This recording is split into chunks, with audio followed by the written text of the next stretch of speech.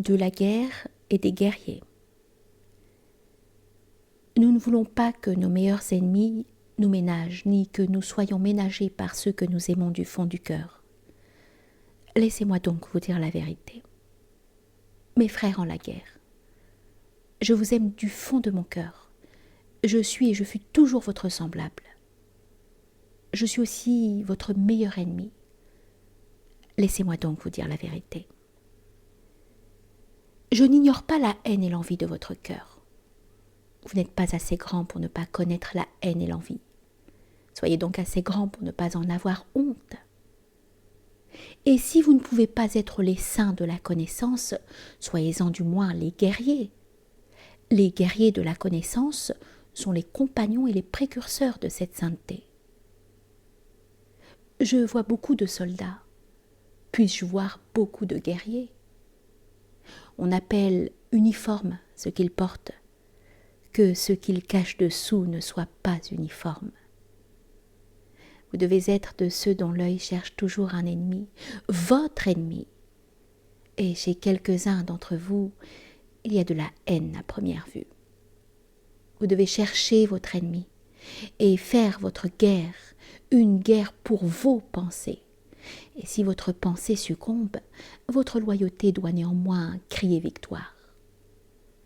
Vous devez aimer la paix comme un moyen de guerre nouvelle, et la courte paix plus que la longue. Je ne vous conseille pas le travail, mais la lutte. Je ne vous conseille pas la paix, mais la victoire.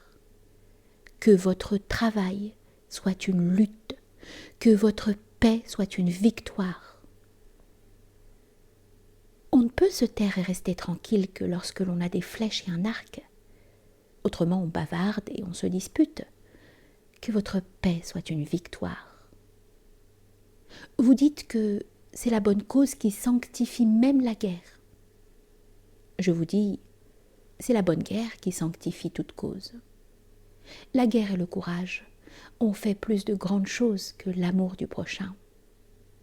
Ce n'est pas votre pitié, mais votre bravoure qui sauva jusqu'à présent les victimes. Qu'est-ce qui est bien?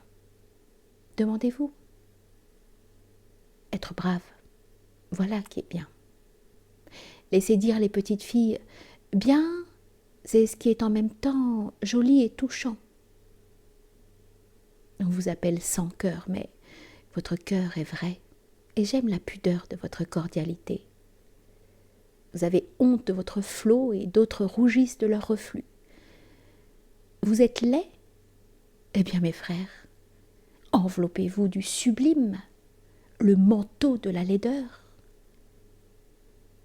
Quand votre âme grandit, elle devient impétueuse, et dans votre élévation, il y a de la méchanceté. Je vous connais. Dans la méchanceté, l'impétueux se rencontre avec le débile, mais ils ne se comprennent pas. Je vous connais. Vous ne devez avoir d'ennemis que pour les haïr, et non pour les mépriser. Vous devez être fier de votre ennemi. Alors les succès de votre ennemi seront aussi vos succès. La révolte, c'est la noblesse de l'esclave. Que votre noblesse soit l'obéissance, que votre commandement lui-même soit de l'obéissance. Un bon guerrier préfère « tu dois » à « je veux ». Et vous devez vous faire commander tout ce que vous aimez. Que votre amour de la vie soit l'amour de vos plus hautes espérances, et que votre plus haute espérance soit la plus haute pensée de la vie. Votre plus haute pensée, permettez que je vous la commande. La voici. L'homme est quelque chose qui doit être surmonté. Ainsi vivez votre vie d'obéissance et de guerre. Qu'importe la vie longue, quel guerrier veut être ménagé? Je ne vous ménage point. Je vous aime du fond du cœur, mes frères en la guerre.